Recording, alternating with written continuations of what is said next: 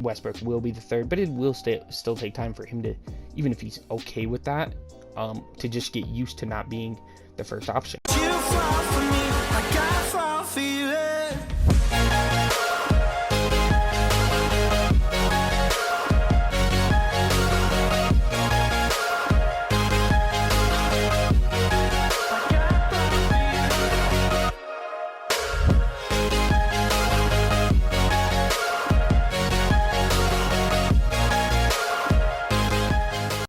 Alrighty, everybody, welcome back to another episode of NBA Now. It's your boy Dom, and we're gonna get right into things here today. So, today, we are talking about Russell Westbrook and the Los Angeles Lakers, and really why having him is probably the reason that they won't win the championship. Now, not to say that they don't have a chance. I think they obviously clearly have a chance. They have some talent on the roster. They're a bit old for a roster, but they are definitely a pretty good team. But yeah, I think Westbrook is going to hinder them from winning the championship. And to kind of start things off, we're going to look at yesterday's game, and then we'll kind of dive deeper into it. But for the most part, yesterday, Westbrook played terrible, right? This is a guy that came out, he had a minus 23 plus minus at the end of the game. He only had 8 points. He had 4 turnovers. He had no steals, no blocks. He had 4 assists and then 5 rebounds. So Russell Westbrook's stat line is typically not 8, 5, and 4 with 4 turnovers. Now, typically his turnovers are pretty high, but he shot terribly from the field.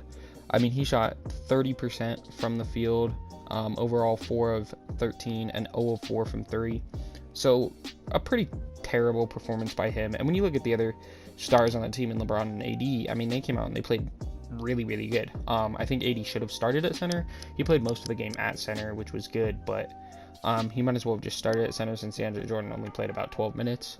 But yeah, I mean, AD came out, he had 26, AD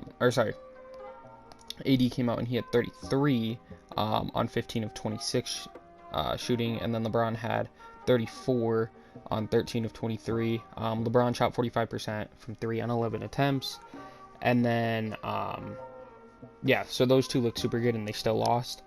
And a lot of that was due to Westbrook just constantly taking shots and missing shots, and being a hindrance in the offense without spacing and stuff like that. I mean, there were some plays where LeBron just stepped it back from 3 and just drained it because no other offense was being created.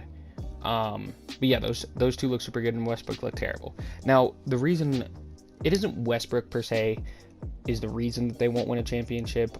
It's more of the fact of what you could have had. And, you know, on draft night, we heard Buddy Hield was going to be the trade, and then all of a sudden it was Westbrook, right? So it was really shaky, the reports, when it happened. And, you know, Westbrook was a guy that overall in his career, he's a better player than Buddy Hield, right? He's an MVP. He's multiple-time All-Star. He's a multiple-time scoring champ. You know, multiple-time assist champ. Has averaged a triple-double like 4 times now, I want to say. And even this last season, he still averaged, you know, 22, about a steal and a half per game, 11.7 assists, and 11.5 rebounds per game. So he averaged good stats, right? He averaged a triple-double, got the Wizards, I want to say they were in the play-in, or maybe they were the 8th seed in the playoffs. Either way, they got destroyed once it came to that. But had the Wizards looking better than they had, and, you know, kind of helped elevate that team. But when you could go get Buddy Hield, a guy who would fit phenomenally next to Anthony Davis and LeBron, it didn't make sense for you to trade for Russell Westbrook. And at this point, I think when you look at the age on the roster as well, Westbrook's going to help you in the regular season, but by the time you hit the playoffs, there's a chance that you have more injuries because you're going to have older guys. There's not going to be as much spacing because really on this roster, when you're breaking it down, LeBron is about an average 3-point shooter. Anthony Davis is a below average 3-point shooter. DeAndre Jordan can't shoot threes. Kent Bazemore is very streaky as a 3-point shooter. Westbrook can't shoot threes. Rondo is slightly below average, I would say. Not terrible, but slightly below average. Melo has his nights where he's bad.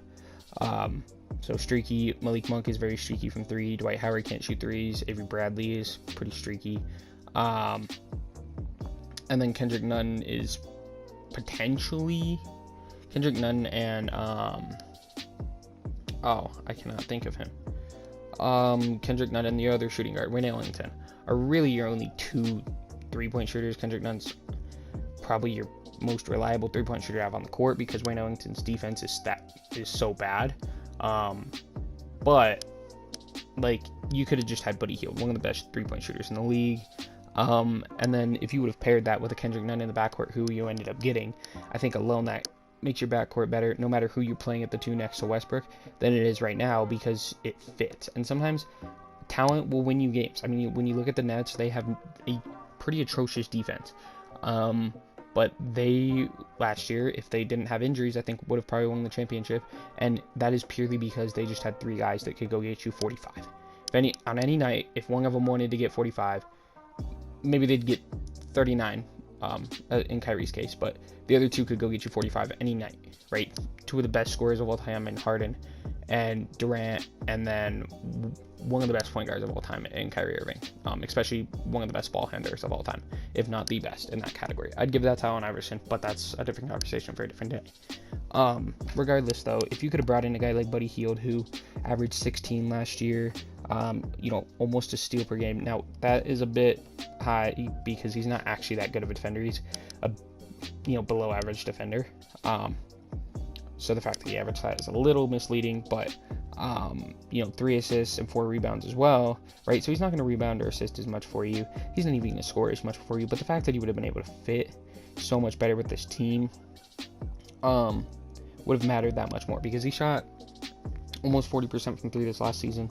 At his peak, he shot 43% from 3, and that's on last season on over 10 attempts. At his peak, it was about 5, so he's about a 40-something-ish percent free 3-point shooter on a high volume, right? A guy that would have been really useful for you. And if you had him, you could have been a championship team, because this whole situation, not alone with Westbrook not being able to shoot, but there was moments where, for some reason, Frank Vogel had Westbrook and Rondo out there at the same time, which should not be happening.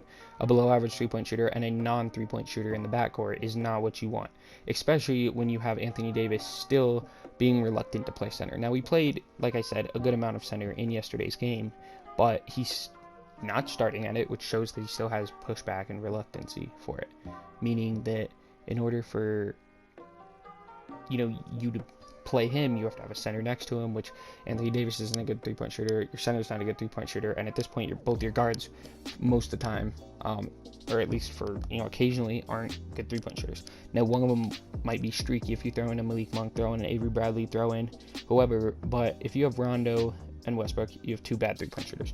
If you have Rondo and anybody else, you have a below-average 3-point shooter and a streaky 3-point shooter. And if you have Westbrook and anybody else, you have a non-3-point shooter and a streaky 3-point shooter, right? So at best, you're looking at an average shooter in LeBron and a streaky shooter on the court, but for all your 3-point shooting for your best lineups, right?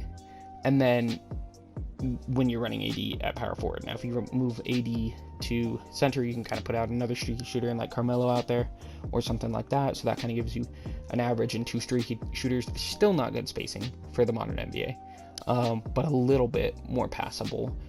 But if you had Buddy Hield, you would have an elite 3-point shooter, a average 3-point shooter, and that's already better than your best lineup where you have an average and 2 streaky, right? If you have that elite shooter in Buddy Hield, an average in LeBron James, and then even at that point, you're probably running, either Rondo or Kendrick Nunn or something like that at the point, which if you have Kendrick Nunn at the point, that's a pretty, average-ish 3-point shooter, right? And then AD at the 4 or the 5. If he's at the 4, then that's all your 3-point shooting, really. If he's at the 5, you could put out our Carmelo, and that even increases it. And that's a pretty well-spaced team. That's a good scoring team. Trevor Ariza might help a little bit more there at the 4 next to Anthony Davis in that sort of a lineup if you had Buddy Hield because of his defense. And it's going to be a little bit better than Carmelo's, who we know, I think he gets a little more slack than he really is on defense nowadays. He's not good, but I think he's been forced to try a little bit more on that end as he's been moved to that bench role. Regardless, though, I mean, Westbrook, if you could have had that spacing, you also would have had more money. Potentially, maybe you didn't have to throw in a Kyle Kuzma in that trade, and then you were able to make a trade with THT and Kyle Kuzma to go get another guy to maybe play that center position that could shoot a little bit more, to play the point guard position that's a little bit better than Kendrick Nunn or something like that. You would have been able to bring in two guys rather than the one in Russell Westbrook, and not only would they have fit better, but it would have made more sense too, because you wouldn't have had three MVP caliber guys all on one team, where that's a little who's what's role, especially when teams come together for the first year as a super team. It's whose role is what.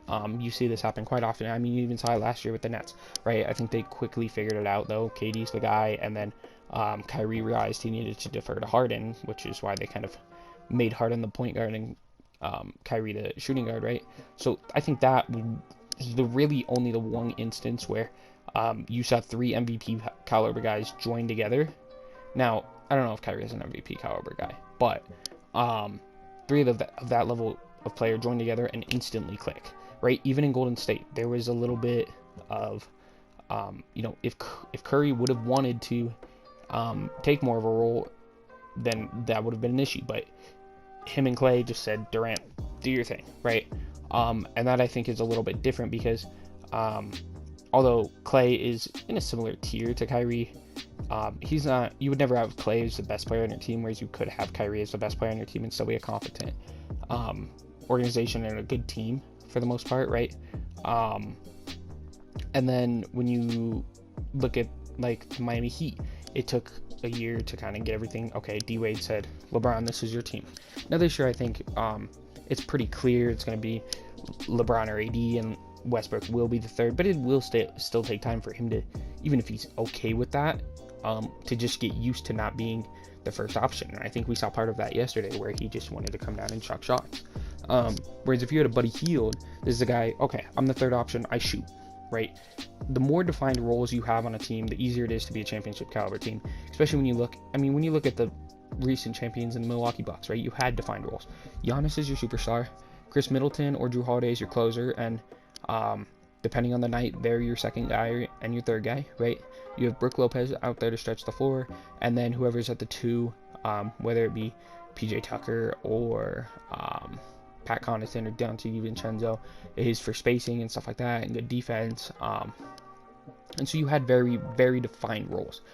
Even if you had, PJ and DiVincenzo out, or PJ and Connaughton out there at the same time, then you probably had Giannis at center.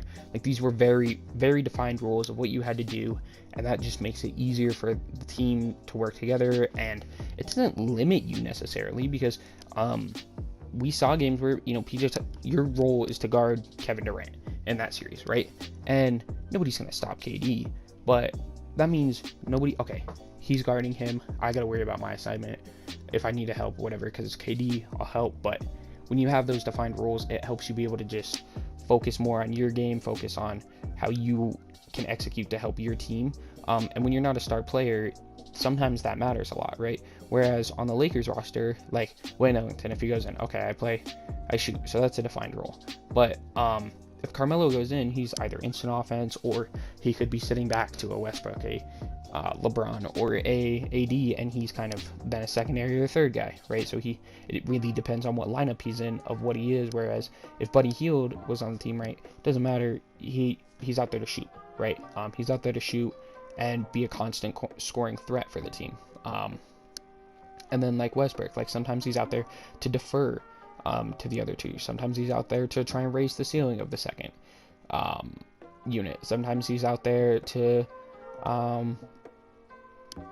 just drive, I guess. I don't know. It's just such a weird fit, and I think that this is the main reason that they're gonna lose, because typically it takes a team like this a year to adjust, and this is probably the worst fitting super team I've ever seen in my entire life. It made no sense when the reports came out that you could have had Buddy Hield, and you chose to take Westbrook instead. I think Lakers fans are going to look back at it and be very angry. Probably Lakers management and the coaching staff even is going to look at that and be pretty like, we should have done that. And it's going to bite them in the butt, whether it's in the playoffs or it's in the regular season. At some point, it's going to bite them in the butt severely. There's either going to be chemistry issues during the regular season, or you're going to get to the playoffs and you're just going to lose because your team just doesn't fit together the way that a team with LeBron, AD, and Buddy Hield would have. So, yeah, that was kind of my rant for today. Figured I would come in and talk about the Lakers. Obviously, they lost to the Warriors yesterday. I guess if I want to talk about the Warriors a little bit yesterday, they looked super good ball movement. Loved what they were doing with the forwards, cutting down the paint there and making constant passes on the interior. And then Jordan Poole looked super solid from them. A little shot chucky, but looked super solid from them as well. So I guess that's a quick breakdown from yesterday's game as well. But regardless, if you guys did enjoy this video, make sure you guys drop a like, subscribe for more, and I'll catch y'all next time. Peace out.